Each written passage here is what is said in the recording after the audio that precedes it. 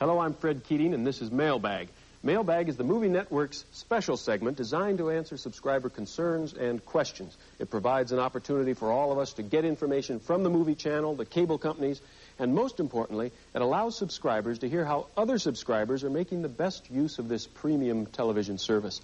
A young lady from Stettler, Alberta wrote in to say, "Dear Fred, I enjoy my First Choice Super Channel very much. I have no complaints about Primetime Magazine, but I was wondering why they don't have ratings on the movies. By the way, Fred, I enjoy your show as well." Yvonne from Stettler, Alberta.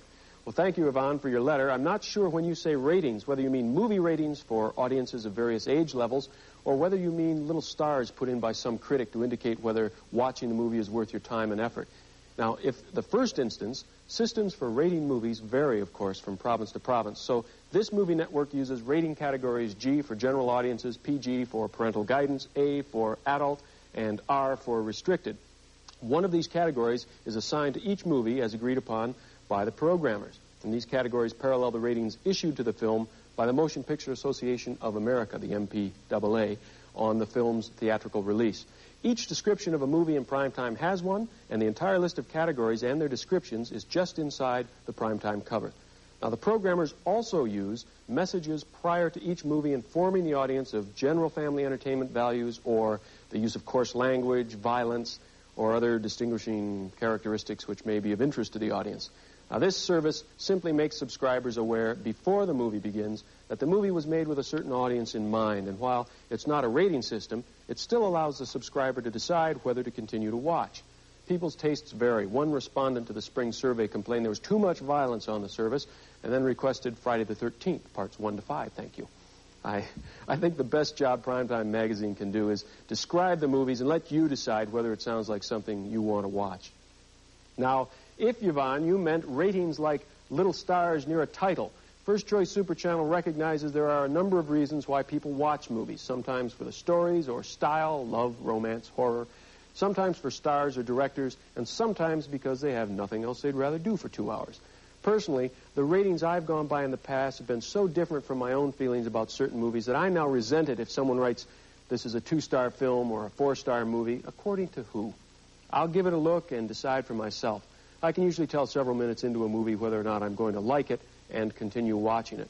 That's another thing I like about a home theater service. If I don't like it, I can switch to something else right away, and they won't let me do that in the movie theaters yet.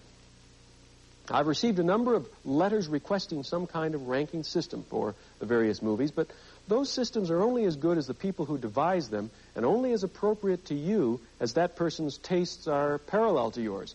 And if I've learned anything from sitting here and reading subscriber letters, it's how diverse people's ideas of good or bad movies are. Believe me, you are the best judge of movies for yourself.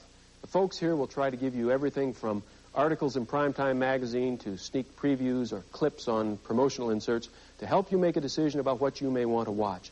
And then the Mailbag Show is here to invite you to share your opinion of the movies with the channel and other subscribers. But at this point, I don't think the channel is going to get involved in ranking pictures on a little star chart. And personally, I'm glad about that. But don't go by me.